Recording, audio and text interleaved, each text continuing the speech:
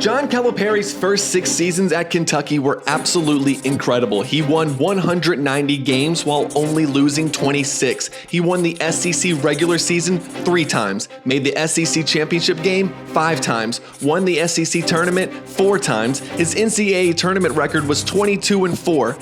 In those 5 tournaments, here were his results: Elite 8, Final 4, national title game, Final 4.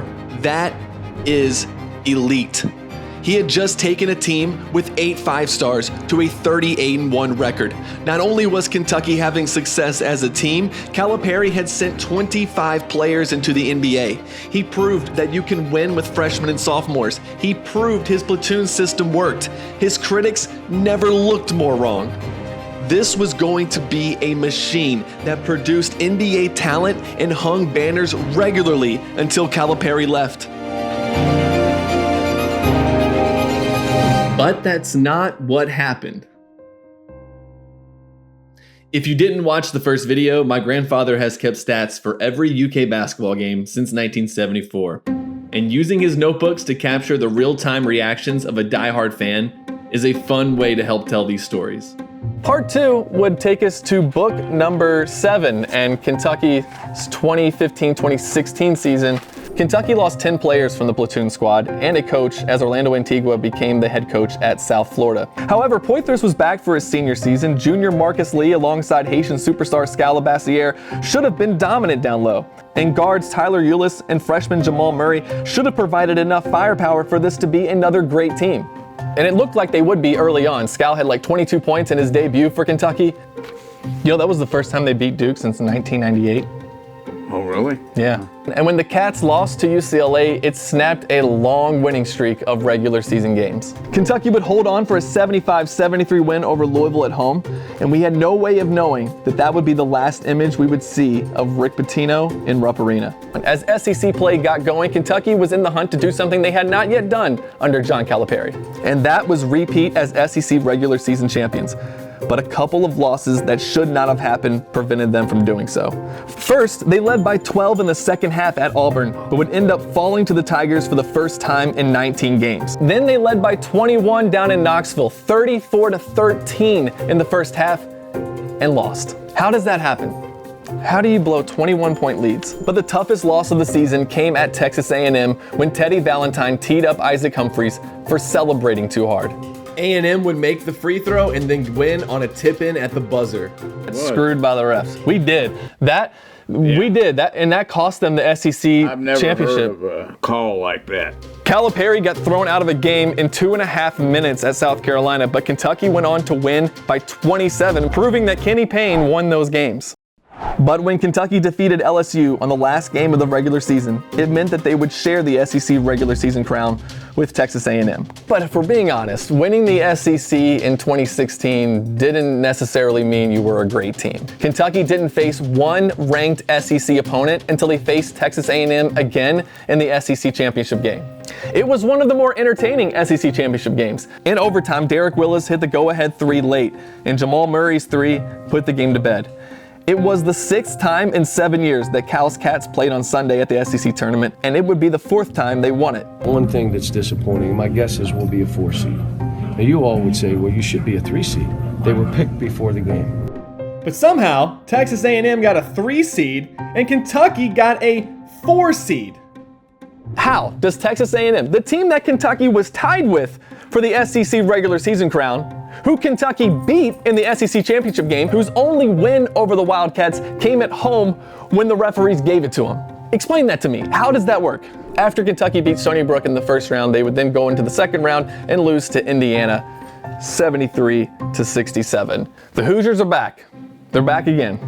Year 7 would finish with 27 wins, 9 losses, undefeated at home, an SEC regular season title, an SEC tournament title, a round of 32 finish, and 3 players drafted. Kentucky lost several guys off the 2016 team. 4 5-stars were added to the roster, one being Malik Monk, who poured in 46 points in a 103-100 win over North Carolina.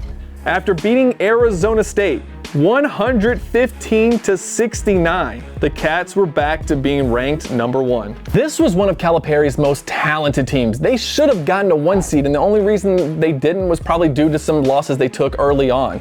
One to UCLA, another to Louisville. And that loss at Louisville would be only the second time Cal and the Cats lost to Rick and the Cards, and it would be the last time that matchup would ever happen. Another 5-star, Bam Adebayo, came up with huge plays as Wichita State's head coach's wife yelled at Bam's teammate Isaiah Briscoe to find shorts that fit him, and yelled at Malik Monk to gain weight. There's one line that sticks out to me because one, it's a terrible insult, but two, as the wife of a coach, you're like a mother figure to these kids. Why are you yelling at them like this? But she yelled, "You have a bad body!" You have a bad body? What? But she's yelled at Monk and Briscoe, "You have a bad body!" At the end of the day, you look up and she's walking up the steps with the police escort. She's the one that had to leave, further proving she was out of control. Never see anything like that. It made for an interesting exchange, though, with Drew Franklin and the NCAA. But look at this video on Twitter, and it was when I had gotten in the back. I was on my computer working, and somebody came over, leaned over me, and said, "We need you to delete that video off Twitter," which was okay, sure. If I was associated with Wichita State basketball, I'd probably hate Kentucky also. But with that win, Kentucky advanced to the Sweet 16, where another freshman, this one being De'Aaron Fox, would have a huge game. He shredded Lonzo Ball. But from that win came one of the toughest losses of the John Calipari era. After a Malik Monk 3 tied the game at 73, this guy hits the game-winning shot. Really? This guy? In the post-game, Cal was visibly upset about some of the calls. You know, it's amazing that we were in that game where they practically fouled out my team. Amazing that we had a chance. But we all know this was one of the best officiated games we've ever seen. I told them at halftime, it is what it is. And you got to beat who's out there and let's go. And don't worry about it. And I even said I'm going to back off because if it's on TV, it's tape. You can say that, but deal with it. Year 8 under Cal gave Kentucky 32 wins, 6 losses, the SEC regular season title, the SEC tournament title, and an Elite 8 appearance. Kentucky lost 8 players after the 2017 season and were forced to reload with 8 incoming freshmen and making it the second best class of 2017, once again behind Coach K and Duke. But the most significant story of the offseason had to do with the team 70 miles west of Lexington. Louisville fired AD Tom Jurich and basketball coach Rick Pitino. Rick Pitino won't be the coach of Louisville. Will you miss the rivalry and coaching against him? Look, it's unfortunate, all the stuff that's come down, but let's talk about my team, please. Does anyone here have a question about my team? Please. John, one more question about the FBI. Anybody have a question? No, wait a minute. This is a media day, not coach day. I am entitled to ask a question. You can then deny. Okay. Not answer, fine. And it seemed kind of great at first, but maybe it meant that Cal lost his arch nemesis. Not only that, but the rivalry really diminished. David Padgett took over in the interim and got his ass handed to him by Kentucky.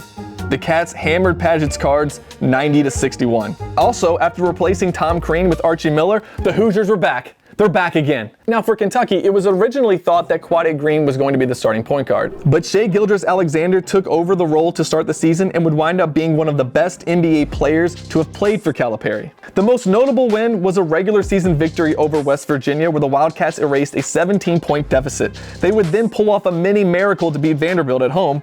Then Kentucky would lose 4 straight and drop out of the top 25. The biggest story that season was the absence all year of Jared Vanderbilt, who was injured, then he wasn't, then he was again. It was weird. The SEC was much improved, and because of that, the Cats would end the season with 8 SEC losses, the most since Rick Pitino's first season. But with the help of 7 Wenyen Gabriel threes, Kentucky got back into the SEC championship game for the 4th straight season. When they defeated Tennessee in the SEC championship game, it capped off one of the most surprising SEC tournament runs in Kentucky history. It also helped them avoid the season sweep from Tennessee. that win gave the Cats their 4th straight SEC tournament crown. Calipari's record in the SEC tournament was an astounding 23-2. While Winion hit 7 triples in the SEC tournament, this was a team without quality shooters, and that was on display in the team's 78-73 win over Davidson in the NCAA tournament, where the nation's longest streak of 1,047 games with a three-pointer ended. Despite a favorable draw in the NCAA tournament and the 1 seed losing to a 16 seed, Kentucky was unable to get past Kansas State in the Sweet 16. Had they won, they would have played Sister Jean and Loyola Chicago for a shot at the Final Four. The circles up here are free throw attempts. The ones that are filled in are makes. So that's not good. Let's look at that bracket again. To go to a Final Four, all Kentucky had to do was beat a 12 seed, a 13 seed, a 9 seed, and an 11 seed. But they couldn't pull it off. That's the thing that sucked about this year. Kentucky wasn't one of the best teams in the country. We knew that, but the path opened up. A Final Four was right there, and then once you get there, who knows? You only have to win 2 more games. It felt like they blew an amazing opportunity to make a Final Four. So year 9 ended with 26 wins, 11 losses, an SEC tournament title, a Sweet 16 appearance, and 4 players drafted. Kentucky lost 8 more players, either to the draft or to players transferring. The number went up to 9 when Quade Green transferred to Washington just as the 2018-19 season was starting. Once again, Calipari landed the number 2 recruiting class in the country, but the difference between 1 and 2 was made pretty obvious. Duke absolutely embarrassed Kentucky, 118-84. And then Kentucky did something I'd never seen them do. Hit a half-court shot to force overtime, but it wasn't enough. They still lost the game. Paul, you clearly gave up on this game here, and then they hit a half-court shot, and so you scratched out pitiful, and then they lost anyway, so then you just wrote pitiful again. But Kentucky would bounce back and get wins over UNC and Louisville with new head coach Chris Mack. Kentucky looked like one of the best teams in the country when they beat number 1 Tennessee. Kentucky had a great shot at winning the SEC regular season, but a blown call against LSU cost them the SEC crown.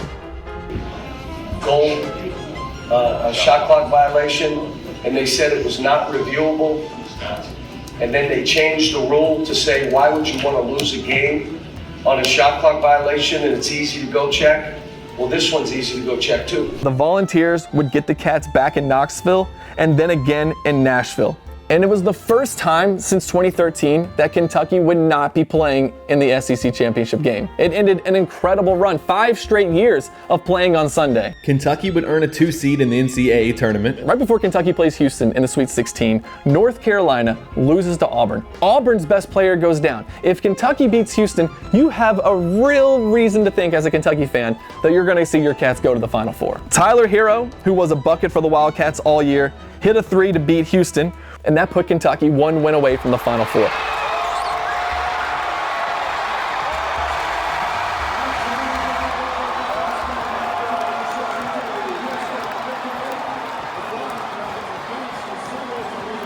They only needed to beat Auburn.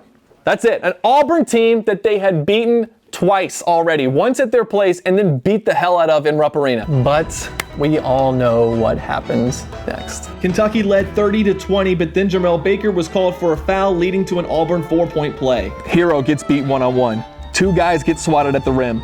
4 turnovers and 3 made shots in overtime. And an Auburn team that Kentucky had beaten by 27 just over a month before knocked the Cats out 1 game shy of a return to the Final Four. Unbeknownst to Kentucky fans, that would be the last time that Kentucky would even sniff a Final Four under Calipari. I thought we were going to win the game the whole way until the 1 or 2 plays in overtime. Never entered my mind that we weren't going to win the game.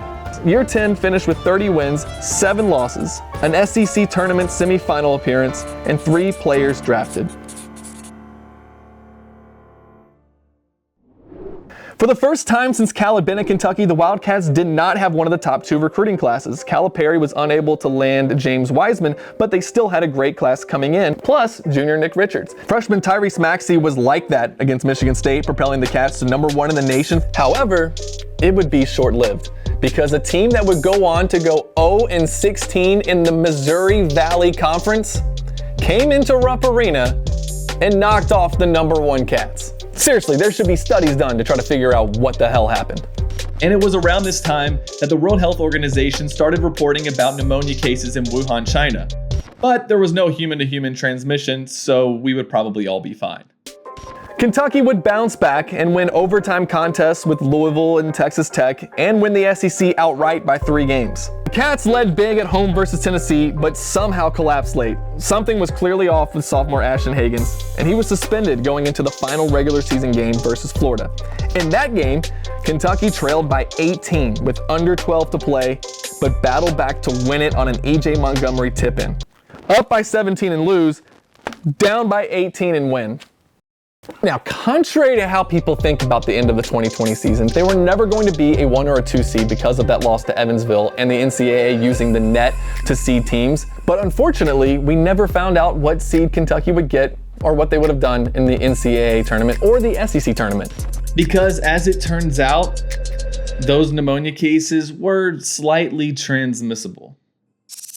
The Southeastern Conference men's basketball tournament will be conducted with only essential staff, limited family, and credentialed media in attendance beginning with tomorrow's games. A message came up on the Jumbotron but it basically said that play was going to be suspended and a decision on whether or not to hold the rest of the tournament would be coming on Thursday. The arena was very, very odd. Nobody knew what was going to happen. We were kind of all waiting to see what Greg Sankey would do. And eventually the news came out that the tournament was off. Just the whole thing was a bummer. I'll never forget the picture that came out of the 2019-2020 team on the bus back to Lexington. And I think that's when they had gotten the news that the NCAA tournament was off. And it was really sad because that team was playing their best basketball. I felt this was a vibe that my best teams had. I looked at my staff and said, guys, we could be winning this whole thing.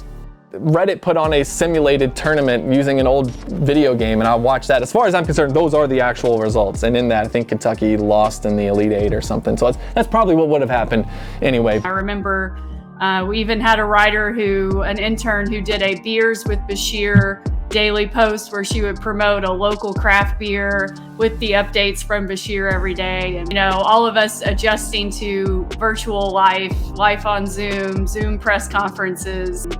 It was very odd. And at the time, I thought I'd just witnessed Kentucky's last basketball season ever. But in year 11 for Calipari, we saw 25 wins, 6 losses, 2 losses at home, win the SEC by 3 games, and get 3 players drafted.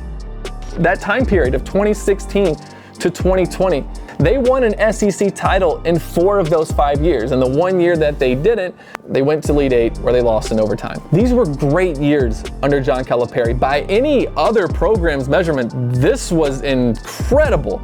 If he does this at Memphis, he's a god. If he does this at Arkansas, he's a god. Part 3 is coming up next. Make sure you hit that subscribe button. Watch part 1. You can watch that right here, and we will be back next time to conclude it. We know how this story goes, but we're gonna make it interesting. 2020 to 2024 coming up next, and we'll see you when that video drops.